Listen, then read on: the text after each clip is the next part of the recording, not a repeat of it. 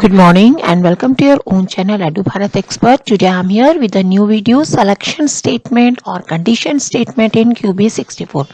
In the continuation of the series, आओ सीखे coding in QB64. Okay, selection statement होती है जिसे हमें किसी में सेलेक्ट करना. सेलेक्ट क्या करना है? जैसे सपोज आपके पास दो चीजें हैं, आइदर आपको नो या यस, ठीक है, या आप एक स्विच बटन ऑन करते हैं, ट्यूबलाइट का है किसी का, या तो वो ऑन होगा या ऑफ होगा, ठीक है, मतलब यस और नो. इसे हम कह सकते हैं 0 और 1. आपने फ्लो चार्ट किया होगा, फ्लो चार्ट में आपने किया होगा कंडीशन स्टेटमेंट. कंडीशन स्टेटमेंट में आपका आता है कि there is a two path, आपको उसमें से एक चूज करना है, या तो ये होगा या वो होगा. अब ये होगा मतलब सपोज आपका स्कूल प्लानिंग करता है कि मूवी देखने जाना है, ठीक है, सो बच्चों को सबको मूवी देखने जाना, तो आपके पास कंडीशन क्या होगी? आइदर या तो आप जाओगे, either your parents give the permission to you to go, और maybe they will not allow to go. So अगर आपके पास दैट इज दो कंडीशन है, या तो हाँ या तो ना, ठीक है. बीच में ऐसा नहीं है कि मैं जाना भी चाहता हूँ नहीं भी जाना चाहता, ऐसा तो नहीं हो. हाँ, आपके लिए हो सकता है कि आप तैयार हो और पेरेंट्स आपको भी नहीं दे रहे हो परमिशन, ठीक है, तो इस तरह की कंडीशन आपकी होती है. या फॉर एग्जांपल सपोज हम गेम खेलते हैं कोई, ठीक है, सो गेम में तो आपको बोलोगे मैम या तो जीतते हैं या हम हारते हैं, पर ड्रॉ भी होता है मैच, बिल्कुल सही कंडीशन है. तो जहां पे हमें आंसर हो लॉजिकल आंसर, हाँ ना या, जैसे मैंने आपको बोला 2+2 या तो 4 होगा या नहीं होगा, ठीक है. अगर मैंने बोला 2+3 और मैं आपसे क्वेश्चन पुटअप कर रही हूँ what will be the answer, तब तो आप बता दोगे 5. लेकिन अगर मैं आपसे क्वेश्चन पूछूंगी 2+2 द आंसर विल बी 4 और नॉट, तो आपका आंसर होगा यस 4. अगर मैंने कहा 2+2 द आंसर विल बी 5 और नॉट, तो आपका आंसर होगा no, the answer will be not 5, 2+2 is 4, ठीक है. सो इस तरह से क्वेश्चन जिसमें आपका आंसर यस और नो में आता है, या you have to choose one path, तब हम लगाते हैं इसमें कंडीशन, ठीक है. आपकी कंडीशन है, जैसे आपको न्यू क्लास में प्रमोट होना है, तो आपको उसके डिजायर्ड जो परसेंटेज है जो फिक्स है, may be 40%, 33% should be, then only you will promoted to the next class, ठीक है. सो इस तरह से कंडीशन जब हम यूज करते हैं, ऐसे हम प्रोग्रामिंग में भी करते हैं, रियल वर्ल्ड में हम प्रोग्रामिंग करते हैं तो उसमें भी हम कंडीशन लगाते हैं, जैसे फ्लो ऑफ कंट्रोल कहते हैं, और हम इसे कहते हैं कंट्रोल स्टेटमेंट, कंडीशन स्टेटमेंट, ठीक है, ब्रांचिंग, इस तरह से हम इसे कहते हैं. तो ये हम आज करेंगे अपने QB64 में, किस तरह से कंडीशन स्टेटमेंट हम यूज करते हैं, ठीक है. उसके डिफरेंट प्रोग्राम है, जैसे अगर क्वेश्चन हम आपको दे सकते हैं कि आपको 2 नंबर दिए हुए, उसमें बताना है कौन सा नंबर हाईएस्ट है या लोएस्ट है, ठीक है. या मैं दे सकती हूँ आपको एक नंबर दीजिए, बताइए वो पॉजिटिव है, ठीक है, या नेगेटिव है.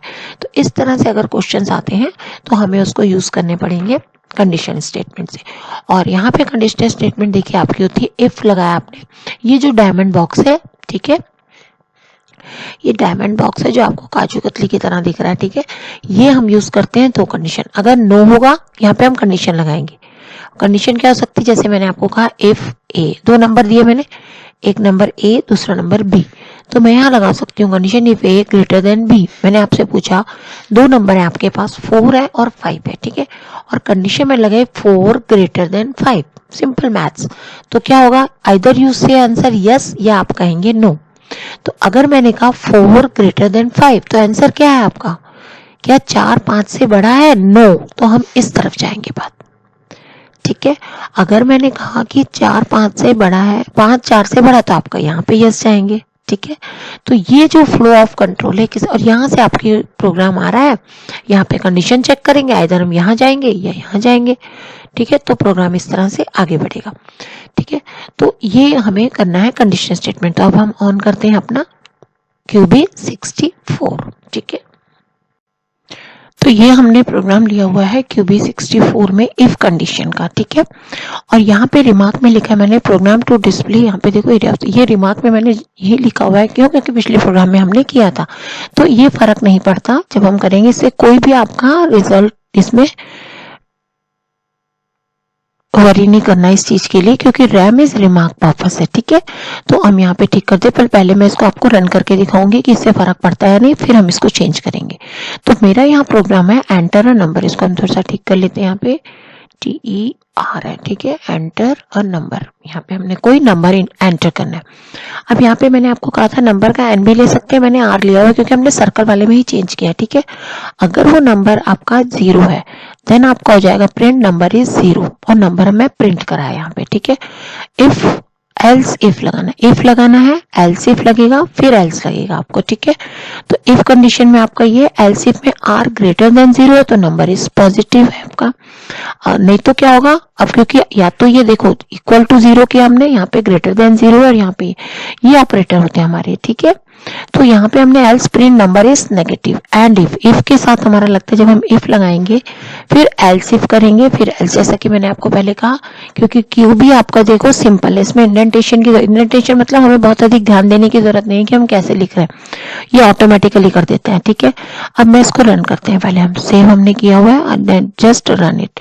तो रन में आप देखिए इसमें आपका exe फाइल क्रिएट हो रही है और इसमें कोई फर्क नहीं पड़ रहा है कि रैम में मैंने क्वेश्चन में क्या लिखा है। आप यहाँ पे अपना नाम लिख सकते हैं, अपनी डेट, जिस डेट को आपने प्रोग्राम बनाया वो आप इसमें लिख सकते हैं ताकि आपको याद रहेगा क्या करना है आपने, ठीक है। देखिए आपकी एग्जीक्यूशन स्क्रीन आ गई आपकी, एंटर अ नंबर पूछा है, सपोज सबसे पहले मैंने यहाँ पे नंबर डाला अगर 0, ठीक है, then see what will happen, number is 0 और 0 प्रिंट हो रहा है क्योंकि मैंने वहां 0 प्रिंट कराया हुआ है। क्लियर है यहाँ पे। अब मैं इसको देखिए आपको दोबारा रन करते हैं, हम इसको देखिए रन और हमने स्टार्ट किया, ओके। और यहाँ पे अब हम क्या कर रहे हैं, एंटर अ नंबर, मैंने यहाँ पे नंबर लिखा 9। देखिए यहाँ पे नंबर इज पॉजिटिव आ रहा है क्योंकि मैंने यहाँ पे आर प्रिंट नहीं किया है, यहाँ नंबर इज 0 के साथ मैंने आर, जिसमें मेरा नंबर स्टोर हो रहा है, उसको प्रिंट किया है, ठीक है। यहाँ पे नहीं किया इसलिए केवल नंबर इज पॉजिटिव आ रहा है। Now we can do another, ठीक है। अब हम चेक करेंगे तीसरा, क्योंकि हमने कहा है नंबर नेगेटिव भी डालना है। अगर हम यहाँ पे नंबर डालते हैं नेगेटिव, ठीक है, मैंने यहाँ नंबर लिखा -7, देखिए आपका रिजल्ट आ रहा है नंबर इज नेगेटिव। और देखिए मैंने सब में अलग अलग लिखा है ताकि आपको इससे कोई फर्क नहीं पड़ता डबल कोट्स में आप क्या लिखते हैं, ठीक है। फर्क किससे पड़ता है हमारा, ये जो हम कंडीशन लिख रहे हैं। अब यहाँ पे मैं इसको चेंज कर देते हैं, क्या प्रोग्राम है हमारा, टू चेक, ठीक है, सीके चेक इफ, मैंने इफ ही लगा रही हूँ, वेदर भी लिख सकते हैं, if given number is positive, negative और 0, ठीक है। तो इतना बड़ा हमने किया। देखिए आप अपना नाम भी लिख सकते हैं यहाँ पे और डेट भी लिख सकते हैं, हम किस डेट को हम बना रहे हैं, ठीक है। So this is for documentation purpose होता है। स्क्रीन क्लियर हमने की हुई है, अब मैं इसको सेव कर रही हूँ and we can run it again. तो देखिए आपको फर्क नहीं पड़ेगा, एग्जीक्यूशन स्क्रीन आ जाएगी आपकी और आप चेक कर सकते हैं अपना प्रोग्राम कि आप कोई भी एक नंबर इनपुट किया, इफ लगाया मैंने r इक्वल टू 0, देन मुझे करना है प्रिंट नंबर इज 0।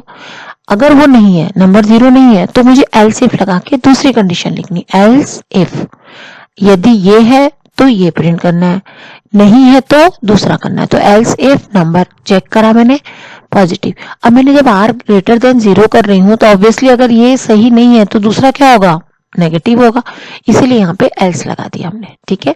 और लास्ट में एंड इफ करना जरूरी है, नहीं तो आपका एरर आएगा। सो यहाँ पे लिखा एंटर अ नंबर और मैं यहाँ पे लिख रही हूँ 9 and you can see the result is print number is positive. So clear हुआ आपको।